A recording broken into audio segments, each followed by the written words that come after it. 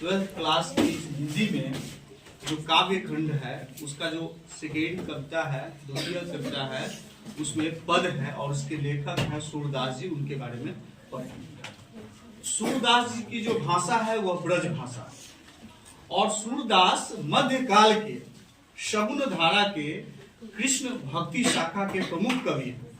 और यह एक ऐसे कवि हैं कि जब वे अपने प्रिय विषय का वर्णन करते हैं तो अलंकार शास्त्र हाथ जोड़कर उनके पीछे पड़ जाता है। उपमाओं की बाढ़ होने लगती है और विशेषताओं की वर्षा होने लगती है। इनके विषयों के तीन प्रधान रस होते हैं, वात्सल्य रस, विनय भक्ति रस और प्रेम श्रृंगार रस में लिखने के लिए सूरदास जी मशहूर रहे। ये मध्यकाल के एक प्रमुख कवि माने गए हैं। इनका जन्म दिल्ली के सीही नामक स्थान में हुआ था और अनुमानित लोग 1478 कहते हैं ये थे।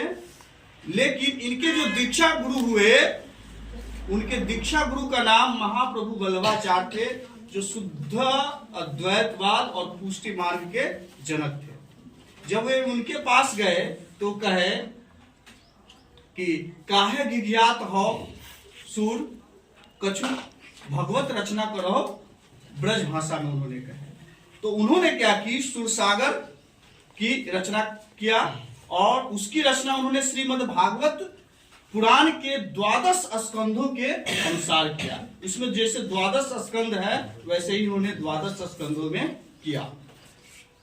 जो प्रस्तुत यहाँ पर कविता है, उस प्रस्तुत कविता में आप न वात्सल्य रस का जानेंगे। वात्सल्य रस में लिखी हुई रचनाएं हैं और अन्य में श्रृंगार रस में लिखी रचनाएं हैं।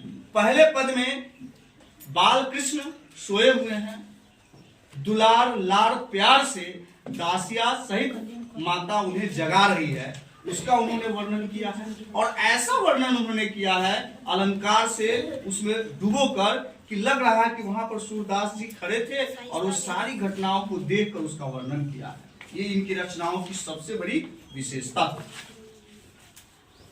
और दूसरे पंक्ति में भी वात्सल्य भाव ही है, जिसमें बाल कृष्ण भोजन कर रहे हैं और उन्हें भोजन कराते समय जो उनकी लीलाएं हैं वह हो रही है और उसके बारे में उन्होंने लिखा है।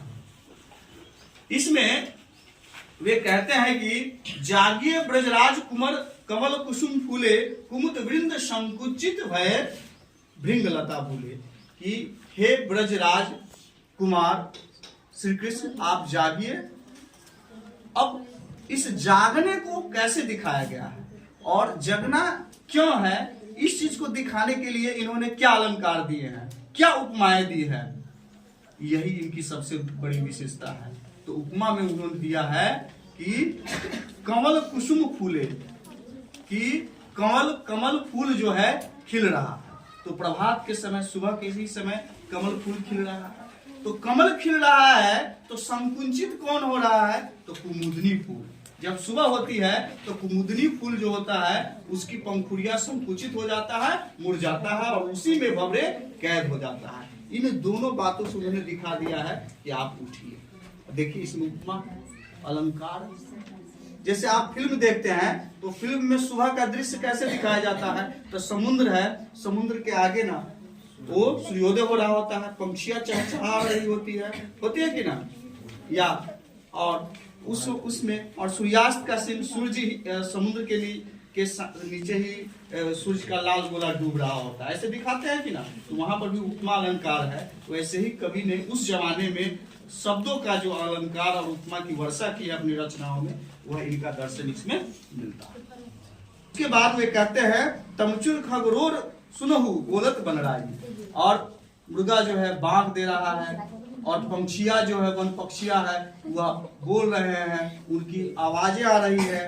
राम भक्ति गो खड़खड़नी बछड़ा हित धारी, और जो गौशालाएं हैं उस गौशालाओं में गाय बोल रही है और बछड़ा माँ के पास जाने के लिए उतावले हो रहे हैं। विदु मलिन रवि प्रकाश गावत नर नारी, सुरश्याम प्रातः उठो अंबुज करधारी। विदु मलिन रवि मतलब कि विदु मलिन हो गया। विदु का मतलब हुआ रात, रात मलिन, चंद्रमा मलिन हो गया है और रवि प्रकाश वो तो सूर्य का प्रकाश फैल गया है, नर नारियां गा रही है। लोग सुबह पुराने समयों में प्रभात गाते थे, सुबह के समय गीत गाते थे जिसको प्राति बोलते थे। और हे सूर्य के श्याम, हे सूर्य के प्रभु कृष्ण, आप उठो, अपने हाथों में कमल धारण करने वाले। यही रचनाओं का अर्थ है। इसमें बहुत सारे वात्सल्य और प्रेम श्रृंगार रस भरे पड़े हैं, जिसका आपने